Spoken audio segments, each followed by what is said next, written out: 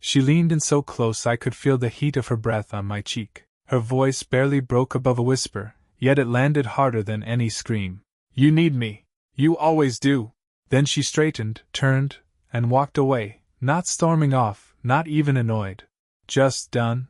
Confident. As if the argument wasn't even worth finishing. I didn't follow her. I didn't speak. I sat there, elbow on the kitchen table, palm pressed against my mouth, as if I were holding something back. Maybe I was. Maybe it was the last thread of patience. Maybe it was the quiet urge to believe she hadn't meant it. But she had. The silence that followed wasn't peace. It was calculation. I could hear her walking upstairs, floorboards giving her away with every step. And when our bedroom door clicked shut, it was with a certainty that said I won. She believed I'd circle back, as always, that I'd sleep on the couch, then wake up early and brew her coffee like nothing happened. That I'd apologize, for what, she never really specified. For being inconvenient, I guess. For having feelings she didn't respect. For asking too many questions. I didn't move. Not for a long time. I looked around the kitchen, not seeing it the same way anymore. The wineglass she left half full. The plate with uneaten pasta she'd pushed away halfway through dinner, mumbling something about not being hungry, then spent 10 minutes texting under the table while I tried to tell her about my day. She didn't ask how it went. She hadn't in a long time. For months I'd chalked it up to stress, her new project at work, her insomnia. Maybe just the natural drift that comes after years together. But that night, that whisper, it rewired something. Not because it was cruel, I'd heard worse, but because of the smug certainty behind it. She didn't just think I needed her, she believed it, truly, like a fact, like gravity. And I could see it now, the way she carried herself lately, like someone walking through a story where they were always the protagonist, the one in control, the one holding the leash. But something in her calculation was off. I used to think being quiet was the same as being passive, that letting things go was strength, that understanding someone meant you had to accept every version of them, even the ones that cut you to pieces. I don't think that anymore. I went to bed an hour later, didn't brush my teeth, didn't turn off the hallway light. I lay beside her and stared at the ceiling while she slept, soft breath steady, back turned. There wasn't a single inch of her touching me. It used to bother me, the cold shoulder, the metaphor made literal. But not that night. That night I didn't reach for her. Her whisper kept playing in my mind like a track on loop. You need me. And maybe I had. Once. Maybe I'd built my world around the idea of her. But I'd missed something critical. Needing someone isn't the same as depending on them. And depending isn't the same as being dependent. She counted on me folding. What she didn't realize was that I'd already stopped leaning. 3 days passed before the next hairline fracture appeared. Not explosive. Not even particularly loud. Just a thin, sharp crack in the glass, visible if you were paying attention. She was standing in the kitchen, one hand scrolling her phone, the other tossing spinach leaves into a bowl like it was an afterthought. She hadn't said good morning. I hadn't expected her to. My coffee was halfway gone when her phone buzzed. A soft chirp, not the default tone. She glanced at it, turned slightly away from me, and typed quickly, 2 thumbs, aggressive strokes. I saw her shoulders twitch once. She was trying not to laugh. When she set the phone down, I stood and moved toward the sink. Not fast, not sneaky. Just normal. She didn't look up. Her screen was still lit. I didn't mean to look, I really didn't. But my eyes caught the name, Jenna. And below it, a preview bubble that read, "He won't leave. He's too afraid to be alone." I didn't say anything. I turned the faucet on and rinsed my mug. Behind me, she hummed to herself. Not a song. Just that smug little tune she always made when she thought the world was spinning just the way she wanted. She didn't know I'd seen it. That night, I went to bed first, laid on my side. Closed my eyes not to sleep, but to remember. I remembered the last time I'd gotten sick, how she hadn't come into the room all day. Claimed she didn't want to catch whatever it was. I remembered how she'd once asked me if I ever feared being left, and when I said no, she'd smiled just a little too long. And then there was the Uber receipt. It showed up 2 days later, buried in the joint email we shared for digital statements. The one she probably forgot still existed. The ride had been billed just after midnight, pickup listed as a downtown lounge. Drop off, an address I didn't recognize. That night, she told me she was home, sick. Her voice over the phone had been weak, strained. She'd asked me not to come in and wake her, said she just needed sleep. I'd believed her. Now I knew better. Still, I didn't confront her. Not yet. Something deeper had taken root. Something cold. I wasn't angry, not in the way most people think of anger. It was quieter, cleaner, like a door closing inside me that I didn't even know had been open. She thought I wouldn't leave because I feared being alone. She was wrong. I didn't leave because I was still trying to believe in something worth saving. But belief can only survive so many small, sharp lies. The next morning, she kissed my cheek before I left for work. I let her. Not because I believed it meant anything, but because sometimes you need to feel the full weight of the performance before you decide how the curtain falls. She went back to her texts. I went back to my thoughts. I'd stopped looking for proof that she still loved me. Now, I was just gathering evidence for the trial ahead. I didn't ask her where she'd been. I didn't mention the Uber receipt. I didn't touch her phone. Instead, I started pulling threads, slowly, precisely. The first step was the phone records. She never changed her passcode, never thought she needed to. I waited until she was in the shower one evening, took her phone, mirrored the backup to the cloud account she'd forgotten I had access to, then returned it to the nightstand before the water stopped running. She walked back into the bedroom wrapped in a towel, complaining about the water pressure, oblivious. That night, I slept beside her knowing more than she'd ever admit. Her recent messages painted a picture, not one of passion, but of mockery. Her group chat with 2 coworkers, one of whom she used to complain about constantly, was filled with jokes. About me. About my routines, my predictability, my silence. One line stuck in my throat like a splinter. He thinks being quiet makes him deep. It just makes him easy to lie to. I didn't react. I catalogued. Next came the financials. Our shared card had always been something I monitored lightly, but never closely. That changed.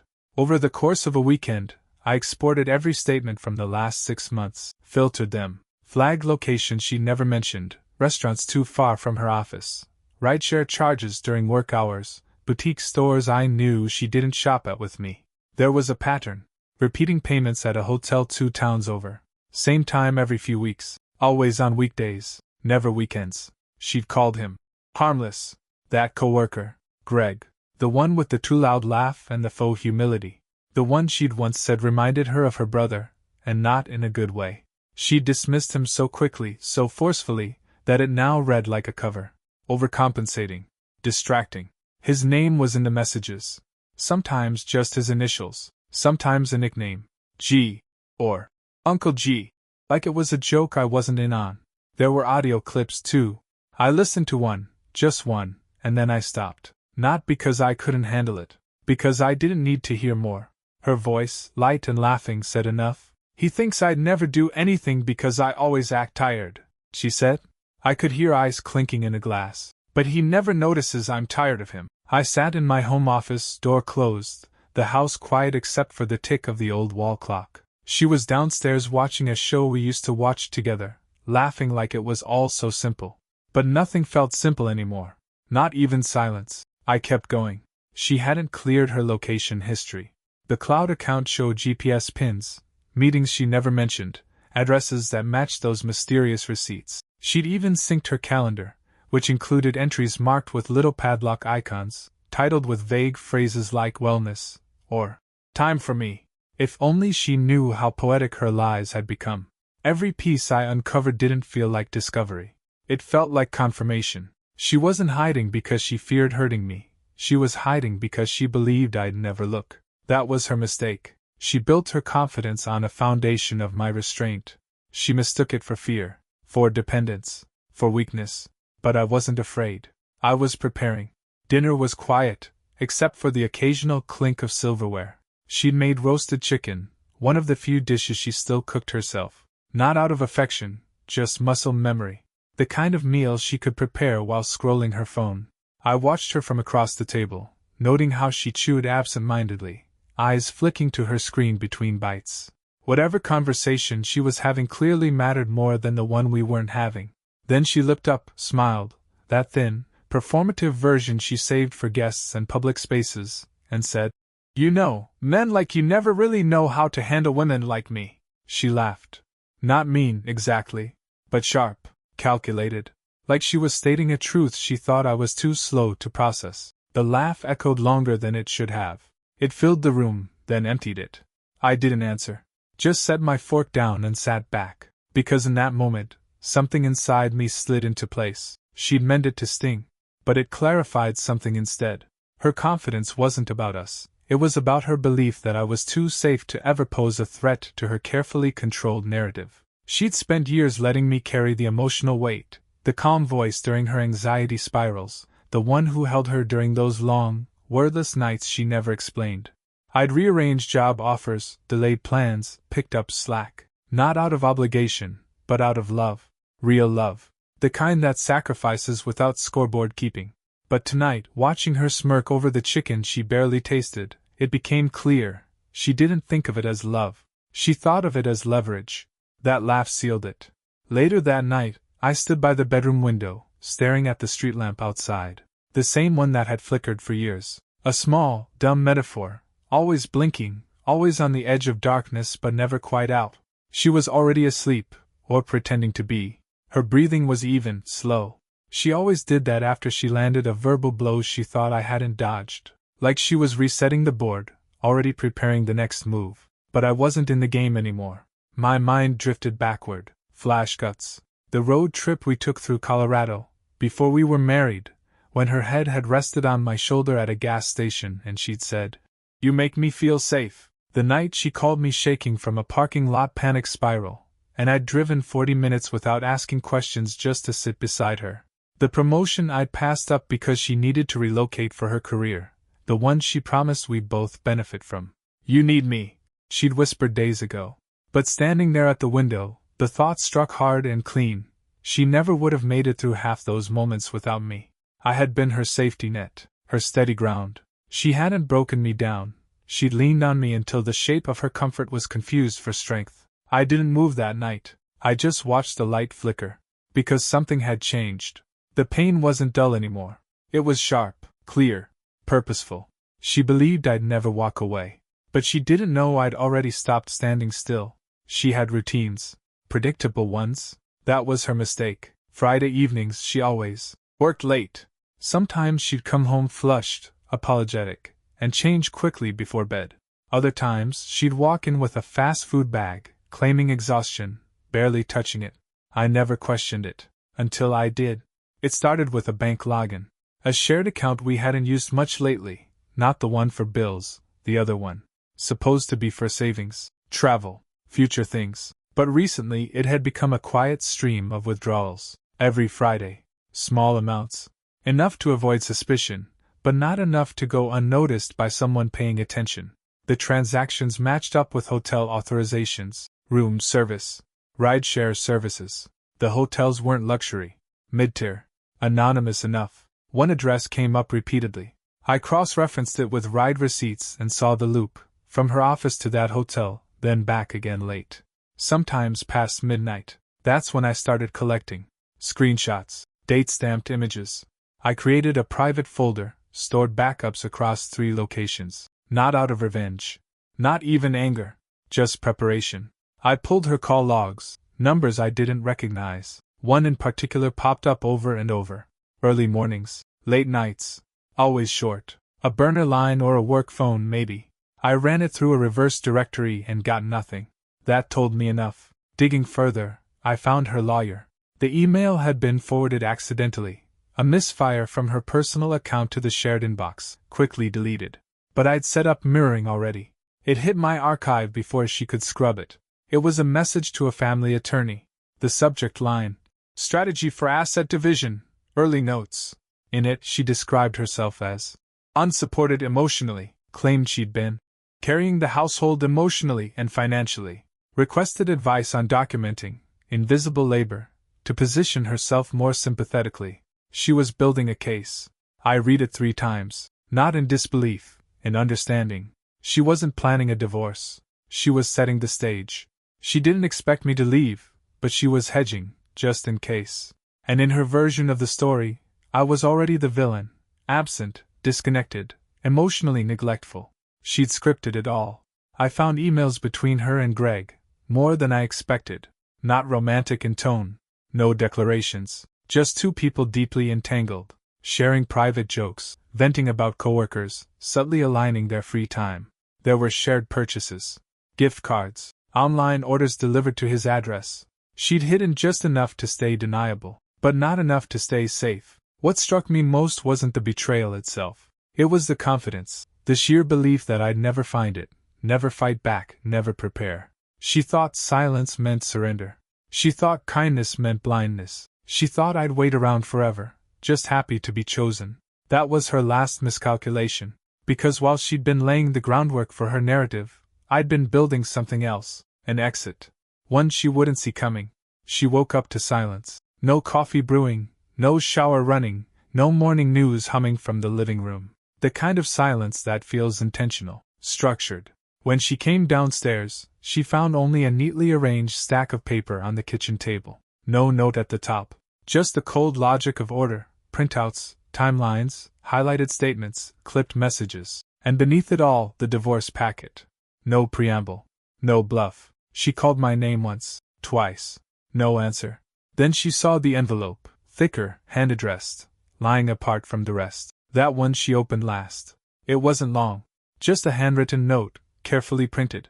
I knew she'd hear my voice in every line. You mistook grace for weakness. You assumed silence meant fear. You needed me to stay unsure. Now you'll learn what certainty feels like, without me. I was already gone.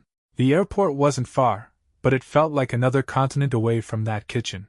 As I waited to board, phone off, bag light, I could picture her pacing, calling my number, calling mutual friends, checking emails, finding only more silence. The control she'd held for years, the quiet dominance of one who always expected forgiveness, was collapsing under its own weight. She tried texting that afternoon, 4 messages, all unanswered.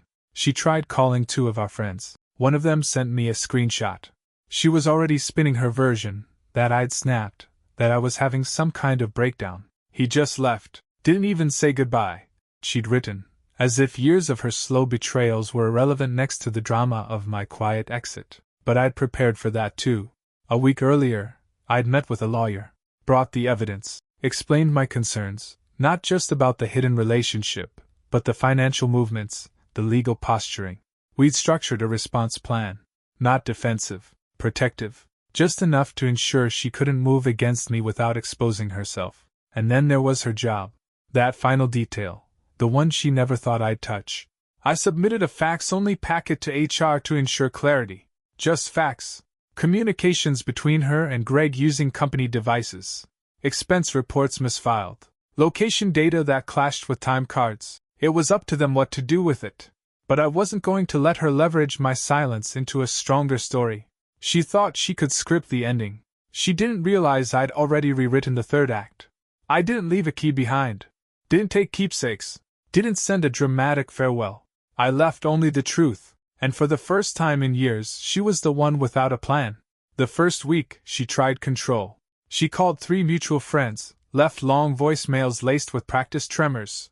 Not tears, she'd never been good at those, but just enough breathless confusion to make it sound like I'd gone rogue. One of those friends sent me a message. She says you just disappeared. You okay? I told him I was more than okay. That I was done. I sent nothing else. She shifted tactics after that. The second week was softer. A stream of emails. Can we talk? I didn't know you felt this way. We were going through a rough patch, but this? The language of someone who had built their identity around being untouchable, and now faced the weight of what followed. Then the stories began unraveling. HR took action. Quietly, professionally, but firmly. Greg wasn't just a romantic mistake, he was a workplace liability now. The shared communications, the expense patterns, the conflicts of interest. It all mattered when it became public. He left the company. She stayed. But the walls closed in. I heard through a former colleague that she tried to get ahead of the story, tried to spin it as a misunderstanding. But paper doesn't lie. Screenshots don't blush.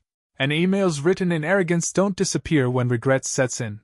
The legal process moved quickly. My lawyer had filed cleanly, without provocation. Everything was structured, evidence-backed, thoroughly sourced. Her lawyer must have realized it too, because they shifted tone within days. No bold demands, no leverage plays, just negotiation. She pushed back only once, tried to claim emotional abandonment. My lawyer responded by submitting documentation of the expenses, the hidden withdrawals, the timeline of her concealed relationship, and her initial legal outreach that predated my departure. Her case dissolved before it could harden. I kept what mattered: my share, my name, my forward motion. But I didn't feel victorious. The final message came a month later. Short. One sentence. "I didn't think you'd actually go." I didn't reply. Because that was the point, wasn't it? She hadn't thought I would leave, because I never had. She thought her whisper was enough to keep me tethered. But certainty, true, earned certainty, doesn't whisper. It walks. And mine had already moved far beyond the echo of her voice.